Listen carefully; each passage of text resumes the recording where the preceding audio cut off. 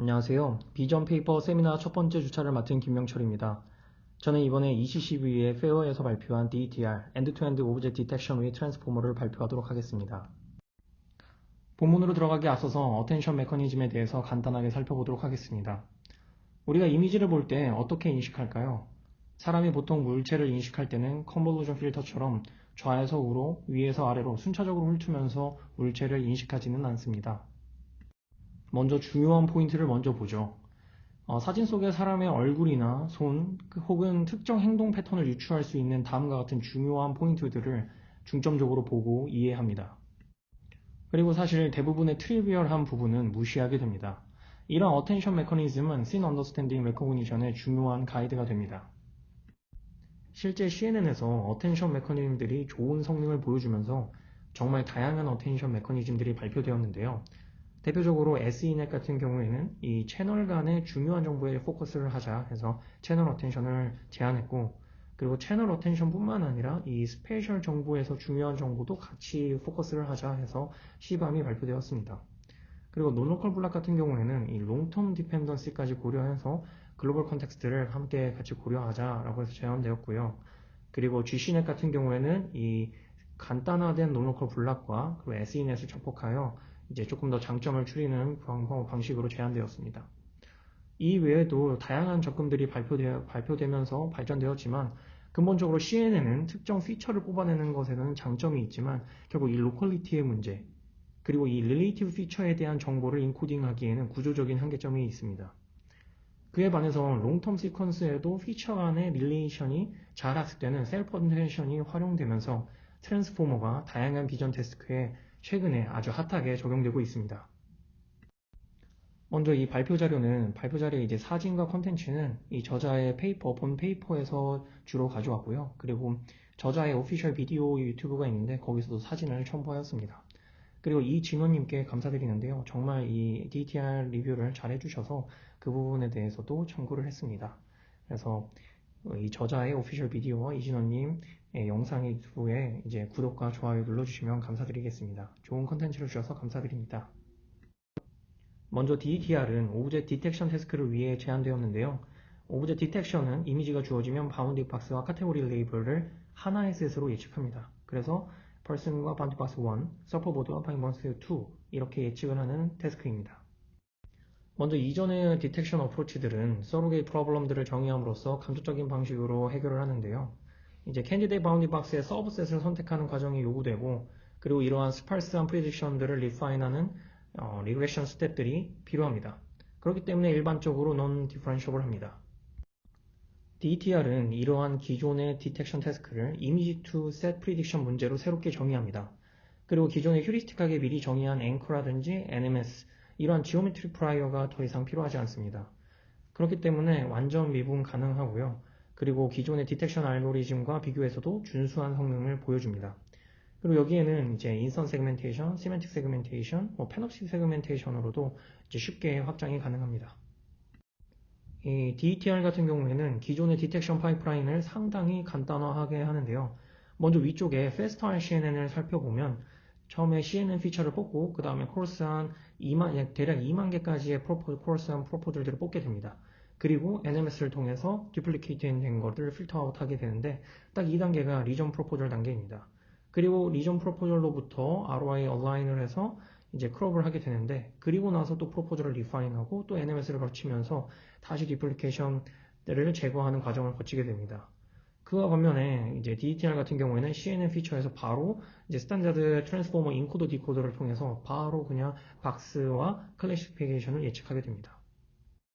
본문에서 주장하는 DETR의 키 메소드는 두 가지입니다. 첫 번째는 바이퍼타이트 매칭 로스, 1대1 매칭을 통해서 프리딕션과 그라운드 트루스를 유일하게 매칭하고 그 다음에 학습하게 하는 이 셋 프리딕션 로스가 첫 번째 키 메소드고요. 그 다음에 두 번째는 이 디텍터를 위한 트랜스포머 아키텍처가 두 번째 키 메소드입니다. 앞으로 이제 차례차례대로 이제 설명을 드리도록 하겠습니다. DETR은 고정된 크기의 n개의 프리딕션 셋을 예측합니다. 그렇기 때문에 n은 이미지 내의 오브젝트 수보다 충분히 크다고 가정해야 합니다. 실제로 논문에서는 n을 100개로 가정했고요. 그리고 위의 예시에서는 n이 6개의 예시입니다. 처음에 검은색, 파란색, 주황색 같은 경우에는 노 오브젝트로 예측이 되었고, 그리고 핑크색, 노란색, 초록색 같은 경우에는 오브젝트가 있다고 가정하고 바운딩 박스와 함께 예측이 되었습니다. 하지만 첫 번째 스텝으로 먼저 최적화된 이제 1대1 매칭을 이제 예측값과 그라운드 트루스 오브젝트 사이에서 매칭을 하게 됩니다. 그리고 두 번째로는 이런 매칭 순서를 바탕으로 헝가리안 로스를 계산하게 됩니다. 프리딕션과 GT 사이의 바이퍼타이트 매칭을 찾기 위해서 L매치, 이 페어와이즈 매칭 코스트를 정의하게 됩니다. YI는 타겟 클래스 레이블과 바운딩 박스로 구성되는데요. 이 바운딩 박스 같은 경우에는 일반적으로 센터 코디네이트와 위스는 하이트로 구성되고 0과 1 사이로 값으로 노멀라이즈가 됩니다. 그리고 Y-햇은 예측한 값으로 이 세타 i가 예측한 값의 인덱스를 나타나게 됩니다. 따라서 이 n 엘리먼트의 퍼뮤테이션 중에 가장 최소가 되는 매칭 코스트가 되는 인덱스 세타 i를 찾음으로써 1대1 매칭을 수행하게 됩니다. 이러한 옵티멀 어사이먼트를 이제 헝가리안 알고리즘을 이용하여 계산하게 되는데요. 헝가리안 알고리즘은 이제 최적화 이론에서 어사이먼트 프로블럼, 할당 문제에 자주 사용되는 알고리즘입니다. 가장 대중적인 예시로는 이제 노동자와 작업이 주어졌을 때 이제 가장 적은 비용으로 모든 노동자를 서로 다른 작업에 할당하는 알고리즘입니다. 마찬가지로 여기에서도 예측한 값과 GT가 주어졌을 때 가장 적은 매칭 코스트로 필요한 1대1 매칭을 순서를 찾는 것이 목표이기 때문에 헝가리안 알고리즘을 사용하게 됩니다. 그 매칭 코스트 수식을 살펴보게 되면 이제 먼저 바운딩 박스 로스를 그대로 사용하게 되고, 그리고 여기서 이제 클래스의 probability를 이제 넣게 되는데, 이제 로스이기 때문에 이제 네거티브로 이제 마이너스를 추가해서 이제 역수로 넣게 됩니다. 이런 이제 매칭 방식이 프로포저, 앵커 등을 통해서 그라운드 트루스와 매칭하는 이전의 디텍션 알고리즘과 주된 차이점이라고 볼 수 있겠습니다. 다음 스텝으로는 이전 스텝에서 매칭한 순서상의 결과를 바탕으로 헝가리안 로스를 계산합니다. 많이 유사한데요. 이제 헝가리안 로스는 클래스 프리딕션 로스 부분과 바운딩 박스 리그레션 부분으로 나뉘는데, 이제 클래스를 예측하는 부분은 네거티브 로그 라이클리후드가 들어가게 됩니다. 이제 멀티 클래스 크로스 엔트로피 로스를 사용하고요. 이전에 헝가리안 매칭을 할 때는 그냥 로그 프로버빌리티가 아닌 클래스의 확률과 프로버빌리티를 넣는데, 여기서는 로그 프로버빌리티를 사용하게 됩니다. 이 바운딩 박스 리그레션과 같은 경우에는 GIO 로스를 리니어 컨비네이션 에러 로스를 동시에 사용하게 되는데요. 이제 다른 디텍터들은 이제 스파르스하게 먼저 프로포저를 예측하고 그걸 리파인하는 방식으로 학습되는 반면에, 이제 DETR 같은 경우에는 바로 모든 박스를 예측하기 때문에 상대적인 스케일 차이가 로스 텀에 아주 민감하게 영향을 미칩니다. 실제로 리그레션에 일반적으로 사용되는 에러 로스는 큰 박스나 작은 박스가 이제 상대적인 에러 값은 비슷하더라도 이제 계산된 로스 값은 이제 스케일에 큰 차이가 생깁니다. 이를 이제 완화하기 위해서는 본 논문에서는 에러 로스를 사용하되 이 람다 L1을 이용해서 스케일을 조절하도록 하고, 이 스케일의 차이에 이제 조금 둔감한 IO를 기반으로 General IOU 로스를 사용하게 됩니다. 다시 헝가리안 로스를 살펴보면 이 바운딩 박스는 논 오브젝트가 아닌 경우, 즉 이제 오브젝트가 있는 경우만 로스가 발생하는데, 이 클래스의 로그 프로버빌리티는 이제 100개의 모든 쿼리에 대해서 로스가 발생하게 됩니다. 이렇게 되면 이제 네거티브 케이스에 큰 영향을 받기 때문에 이 로그 프로버빌리티 텀을 이제 10분의 1로 다운웨이트하게 해줍니다. DTR의 이제 전반적인 아키텍처인데요. 이제 DTR은 이제 백본, 트랜스포머, 인코더, 디코더, 그리고 이제 프리딕션 헤드로 간단하고 심플하게 디자인되어 있는데, 이제 순서대로 각 단계를 하나씩 살펴보겠습니다. DTR에서는 일반적인 레지네 50, 그리고 레지네 101을 사용해서 피처 익스트랙션 하는 단계가 있는데요. RGB 세 채널 로우 이미지를 인풋으로 이제 2048 채널의 백본 피처를 뽑아 사용하게 됩니다. 이 스트라이드는 32로 기존의 이미지 사이즈에서 상당히 줄인 것을 볼 수 있는데요. 이제 실제로는 13x13을 사용하게 되는데, 이 레졸루션이 커지면 커질수록 이제 컴퓨테이션 코스트가 상당히 늘어나게 됩니다. 그 후에 이제 원바이원 컴브로 C보다 작은 D 채널 피처를 만들고, 이 트랜스포머 인풋으로는 벡터가 들어가기 때문에 DHW 세 차원을 이 HW를 합쳐서 D by HW 2차원으로 만들고, 이 D가 시퀀스가 돼서 인풋으로 들어가게 됩니다. 사적으로 구글 브레인에서 클래시피케이션 태스크를 위한 비전 트랜스폼 VIT를 발표했는데요.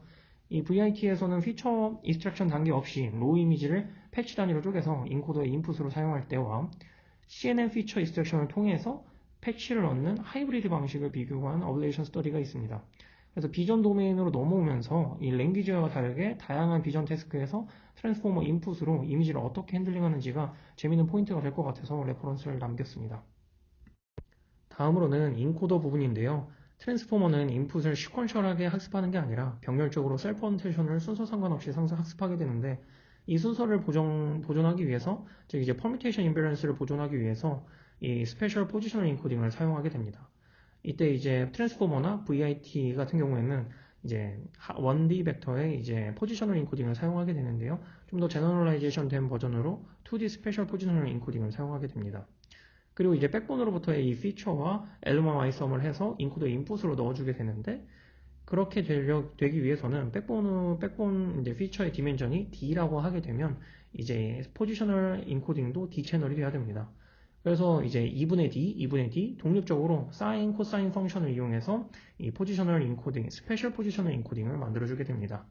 인코더 같은 부분은 기존의 트랜스포머의 스탠다드 아키텍처를 그대로 따라간다고 보시면 됩니다. 디코더는 기본적으로 기존 트랜스포머의 스탠다드 구조를 역시 따라가게 됩니다. 디코더의 인풋 인코딩을 이제 오브젝트 쿼리라고 하는데, 이 DETR의 디코더에서는 각각의 디코더 레이어에서 패러럴하게 n 오브젝트 쿼리들을 이제 디코딩하게 되고요. 그래서 최종적으로 프리딕션 헤드에 디코딩된 n개의 아웃풋을 넘겨주게 됩니다. 그리고 이 디코더도 인코더와 마찬가지로 퍼뮤테이션 인베런스 해야 이제 n개의 오브젝트 쿼리들이 서로 다른 값을 이제 뱉을 수 있기 때문에 오브젝트 쿼리들은 학습 가능한 이제 포지셔널 인코딩으로 설계하게 됩니다.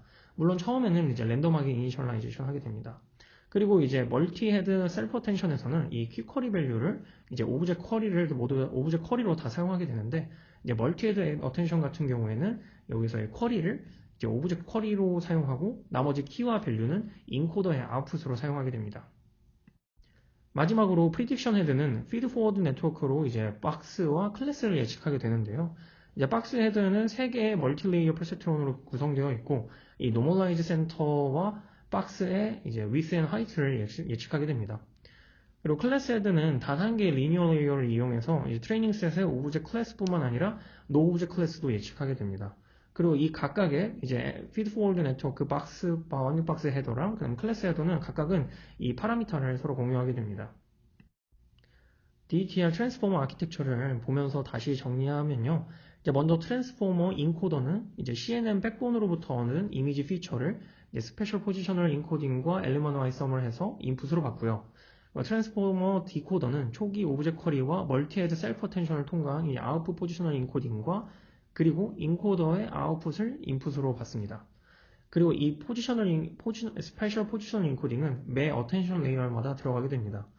이렇게 여러 개의 멀티헤드 셀프 어텐션과 디코더, 인코더 어텐션을 통과하고 마지막에 이제 피드 포워드 네트워크 헤더를 통과해서 최종적으로 n개의 디텍션 결과를 예측하게 됩니다. 그리고 논문에서는 이 매 디코더의 인셉션 네트워크처럼 이제 클래스 박스에 해당하는 이제 헝가리안 로스를 억실러리 로스로 학습하게 되었더니 성능을 좀 더 올랐다고 밝히고 있습니다. 다음으로는 익스퍼리먼트 파트인데요. 이제 정말 체계적으로 실험이 구성되어 있습니다. 먼저 이제 DETR 같은 경우에는 디텍션 태스크이기 때문에 디텍션에서 대표적인 패스트 RCNN과 성능을 비교하였고요. 다음으로는 어텐션 메커니즘에서 트랜스포머의 각 컴포넌트가 어떻게 영향을 미치는지 어블레이션 스터디를 수행했습니다. 그리고 분석 파트가 있고요. 그리고 페널티 세그멘테이션으로 확장했을 때, 익스텐션 했을 때 그런 실험들을 추가하였습니다. 그리고 이밸류에이션은 코코 밸리데이션 17에서 이제 수행되었습니다. 다음으로는 패스트 RCNN과의 비교입니다. 먼저 DETR은 이 패스트 RCNN과 비교했을 때 컴패러블한 리절트를 달성했다고 하는데요. 여기에는 이제 두 가지 정도의 한계점이 존재합니다. 먼저 트레이닝 타임인데요. 이제 DETR 같은 경우에는 300의 폭, 대략 25 스케줄 정도의 학습이 소요됩니다. 여기서 1 스케줄은 대략 이제 12의 폭 정도인데, 첫 번째 로의 패스트 RCNN이 이제 3 스케줄, 즉 한 36의 폭 정도의 학습이 된 결과이고요. 두 번째 로우가 9 스케줄, 대략 109의 폭 정도 학습이 된 결과입니다. 페이퍼에는 이제 패스트 RCNN이 500의 폭을 학습시켰을 때 이제 오버피팅으로 성능 저하가 있었다는 내용이 있는데요. 왜 동등하게 300의 폭을 학습시킨 결과에 대해서는 언급이 없는지 궁금합니다. 결론적으로 DETR은 기존의 이제 디텍션 알고리즘들이 보통 레지넷 101 기준으로 3스케줄을 리포팅하는 거에 비해서 25스케줄로 상당히 많은 학습 시간을 요구하게 됩니다. 두 번째로는 스몰 오브젝트에 대한 인식의 한계점인데요. 큰 물체에 대해서는 성능이 상당히 개선되지만 이제 그 AP 라지를 보시면요. 오히려 이제 APS를 보면 이제 Fast RCNN보다 성능이 더 떨어지는 것을 볼 수 있습니다. 그래서 백본 피처의 크기가 32 스트라이드로 상당히 작기 때문에 자연스럽게 생기는 한계점이라고 볼 수 있을 것 같고요. 여기에서 DC5는 백본의 마지막 레이어에 이제 다일레이션 컴보를 사용해서 레졸루션을 키운 구조인데 역시 레졸루션이 이제 키우겠다 보니까 이제 APS의 수치가 거의 2% 정도 올라간 거를 확인할 수 있습니다. 이 DTR 기본 버전에서 DTR DC5를 보시면요. 최근에 이러한 이제 DTR의 두 가지 문제점을 효과적으로 해결한 이제 Deformable DTR이라는 페이퍼가 아이클리어 2021 오랄 페이퍼로 발표되었는데요. 관심 있으신 분들은 참고하시면 좋을 것 같습니다. 트랜스포머 인코더의 역할을 알아보기 위해서 인코더의 레이어의 수를 점점 늘려가면서 한 실험 내용입니다. 이제 퀀터티브 리절트 상으로는 레이어의 개수가 늘어나 갈수록 성능이 좋아지는 것을 볼 수 있는데 인코더 레이어를 전혀 사용하지 않을 때는 전 지표에서 대략 4AP 정도 떨어진 걸 볼 수 있습니다. 하지만 이제 글로벌 이미지 레벨에서의 셀프 어텐션이 직관적으로 어떤 역할을 하는지는 이제 와닿지는 않죠. 그래서 다음 이제 퀄리테이티브 리절트를 한번 봐보겠습니다. 이 피규어는 몇 개의 레퍼런스 포인트에 대해서 인코더의 셀프 어텐션을 이렇게 비주얼라이제이션 한 건데요. 셀프 어텐션 맵을 보면 각 포인트가 해당하는 오브젝트를 잘 분리해주는 것을 볼 수 있습니다. 물론 우측 하단에 이제 송아지 머리가 빼꼼 나온 경우에는 작은 오브젝트라서 앰비규어티가 있는 것도 보이긴 하지만 다른 3개의 셀프 어텐션 맵의 경우에는 상대적인 위치에 맞게 해당하는 오브젝트만 딱 액티베이션이 되는 것을 확인할 수 있습니다. 따라서 인코더의 경우에는 글로벌 이미지 레벨에서 인스턴스 간의 릴레이션을 잘 학습해서 이제 오브젝트 익스트랙션, 그다음 로컬라이제이션에 좀 중요한 역할을 하는 것을 관찰할 수 있습니다. 그럼 디코더는 과연 어떤 역할을 하는지 자연스럽게 궁금하실 겁니다. 디코더는 아웃풋 엘리먼트들 사이에 크로스 코릴레이션을 계산해서 아웃풋 엘리먼트 간의 중복이 생기지 않도록 각 인스턴스의 하이라이트 피처들을 학습합니다. 사실 DTR 자체가 기존의 디텍션 베이스드 프로블럼을 셋 베이스 프로블럼으로 정의했기 때문에 NMS가 DTR에서는 필요하지 않다라고 저자가 주장을 했고 또 그거를 검증하기 위해서 이 디코더에 다음과 같은 실험을 했습니다. 먼저 이제 첫 번째 디코더 레이어가 하나인 경우를 살펴보면요. 이 점선이 NMS, 스탠다드 NMS를 적용한 건데 이 NMS를 적용한 성능과의 차이를 보입니다. 이는 이제 디코더 레이어 하나는 이제 크로스 코릴레이션을 전부 다 계산하기에는 이제 어려움이 있다라는 걸 보여주는데요. 점점 디코더 레이어가 많이 있을수록 이제 그 NMS를 사용한 것과의 그 차이가 줄어듭니다. 이는 이제 디코더 레이어가 이 아웃풋 엘리먼트 간의 이 크로스 코릴레이션을 정확하게 계산을 해서 중복이 발생하지 않도록 하는 것을 볼 수 있습니다. 이 이미지는 오브젝트 각각의 디코더 어텐션을 비주얼라이제이션 한 결과인데요. 인코더의 결과와 달리 오브젝트 내의 머리와 다리 그리고 꼬리와 같은 이 말단에 하이라이트 된 것을 볼 수 있습니다. 이를 보았을 때 인코더는 글로벌 어텐션으로 각 인스턴스를 분리하는 역할을 해주고 또 각각의 오브젝트 쿼리를 받은 디코더는 오브젝트의 바운더리 정보나 클래스를 추출한 말단에 집중하는 것을 볼 수 있습니다. 다음으로는 이제 포지셔널 인코딩에 대한 어블레이션 스터디인데요. 포지셔널 인코딩 같은 경우에는 이 모델에서 두 가지 종류가 있게 됩니다. 첫 번째는 스페셜 포지셔널 인코딩이고 두 번째는 아웃풋 포지셔널 인코딩, 즉 오브젝트 쿼리즈에 해당합니다. 모두 이제 인코딩 같은 경우에도 매 어텐션 레이어마다 이제 스페셜 포지셔널 인코딩 같은 경우에는 픽스드 사인 스페셜 포지셔널 인코딩이 매 어텐션 레이어가 있는 경우가 가장 성능이 좋았고요. 그리고 또 아웃풋 포지셔널 인코딩 같은 경우에도 매 어텐션 레이어마다 런어블한 포지셔널 인코딩이 있는 게 가장 성능이 좋았습니다. 한 가지 볼 법한 부분은 이제 스페셜 포지셔널 인코딩에서는 오히려 런어블한 게 오히려 더 성능이 1%포인트 정도 낮은 것을 확인할 수 있습니다. 다음은 로스에 대한 어블레이션 스터디입니다. 앞에서 설명드렸던 것처럼 바운딩 바스 스케일의 로버스트한 GIO 로스를 사용하지 않을 때 베이스라인보다 4.8AP 정도 성능이 떨어지는 걸 볼 수 있습니다. 그만큼 이제 GIO 로스가 상당히 큰 비중의 로스 텀에 차지하는 것을 알 수 있습니다. 다음은 코코 2017 밸리데이션 셋의 모든 이미지에 대해서 각 슬랍별로 예측된 박스들을 이제 비주얼라이제이션 한 피규어인데요. 여기서는 100개 중에 이 20개만 비주얼라이제이션 한 겁니다. 이 각각의 포인트들은 예측된 박스들의 노멀라이즈된 센터 좌표를 의미하는데요. 초록색은 작은 박스들, 그리고 빨간색은 크고 가로로 긴 박스들, 그리고 파란색은 크면서 세로로 긴 박스들의 좌표인데, 이를 통해서 각각의 슬롯들이 이제 박스의 좌표의 사이즈에 따라서 스페셜라이제이션 되도록 학습된다는 걸 관찰할 수 있습니다. 한 가지 예시로 첫 번째 피규어의 경우에 초록색, 빨간색 포인트들을 보면 이 쿼리 슬롯에서는 좌하단에 약간 치우쳐진 작은 박스들과 크면서 가로로 긴 박스들이 주로 담당하는 것을 볼 수 있습니다. 그리고 쭉 보시면 또 재밌는 게 대부분의 모든 슬롯에 빨간색 포인트들이 수직으로 관찰되는 것을 볼 수 있는데요. 코코 데이터셋에 일반적으로 큰 가로 박스들이 많이 있어서 그렇다고 설명을 하고 있습니다. 다음에는 학습 때 보지 못했던 인스턴스의 개수에도 제너럴라이제이션이 잘 되는지 검증하기 위한 실험인데요. 코코 트레이닝 데이터셋에서는 13개 이상의 기린이 있는 이미지가 없는데 이 첫 번째 사진은 일부러 24개의 기린을 합성한 겁니다. 그런데도 이 클래스랑 바운드 박스가 잘 인식되는 것을 보았을 때 각각의 오브젝트 쿼리에 따라서 강한 클래스의 스페셜라이제이션은 보이지 않는다. 즉 이제 레어 클래스들에 대해서 아웃 오브 디스트리뷰션 제너럴라이제이션이 잘 된다라고 설명하고 있습니다. 이를 좀 더 일반화해서 실험한 게 오른쪽 피규어인데요. 사전에 충분히 크게 정의한 오브젝트 쿼리의 개수가 100개인데 과연 인스턴스의 개수가 100개에 가까워질 때 얼마나 놓치는지를 그래프로 그린 겁니다. 인스턴스의 개수가 많아질수록 50개 이후부터는 미싱 인스턴스의 비율이 급격하게 많아지지만 50개까지는 대부분의 인스턴스가 거의 완벽하게 찾아지는 것을 볼 수 있는데요. 실험한 클래스의 패턴이 3개의 패턴이 대부분 유사합니다. 저자들은 이 실험을 통해서 이 DETR 아키텍처가 트레이닝 데이터셋의 디스트리뷰션에 쉽게 오버피팅 되지 않는 구조라고 설명을 하고 있습니다. 다음으로는 페노틱 세그멘테이션을 위한 DETR 아키텍처에 대한 내용입니다. 먼저 페노틱 세그멘테이션은 픽셀 레벨 클래시피케이션을 수행하는 시멘틱 세그멘테이션과 인스턴스를 디텍션하고 인스턴스의 클래스와 ID 넘버를 예측하는 인스턴스 세그멘테이션을 동시에 수행하는 태스크입니다. 네트워크적으로는 앞서 말씀드린 DTR의 디코더 위에 마스크 헤드만을 추가함으로써 간단하게 페노틱 세그멘테이션으로 확장하였습니다.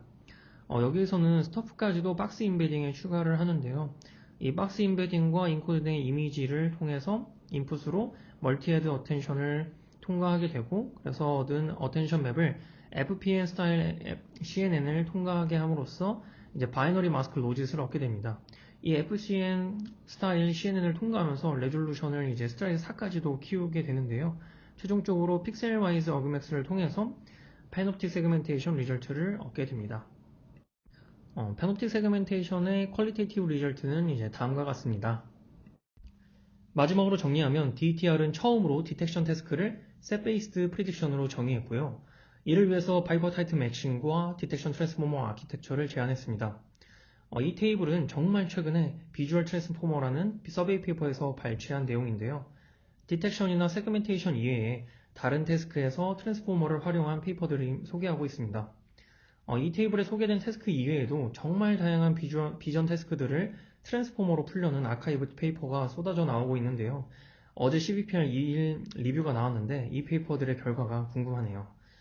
트랜스포머가 여러 다른 태스크에 어떻게 적용되는지 궁금하신 분들은 먼저 이 서베이 페이퍼를 참고하시면 도움이 될 것 같습니다.